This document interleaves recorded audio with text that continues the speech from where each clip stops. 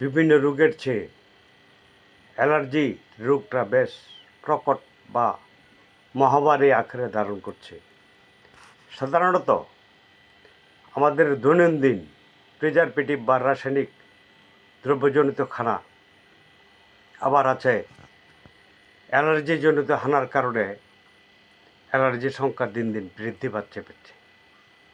যেমন অ্যালার্জির খানার মধ্যে আছে ডিম, মাছ, বেগুন, মসুরি ডাল, ঢেঁড়স, পুঁইশাক ইত্যাদি। তবে অতিরিক্ত হলুদ খেলেও আপনার অ্যালার্জির আক্রমণ করতে পারে। সে বিষয়টি জানার জন্য এই বিষয়টি বলা। ধন্যবাদ বন্ধুরা, ভালো ও সুন্দর থাকবেন। সকলের জন্য শুভেচ্ছা, অভিনন্দন।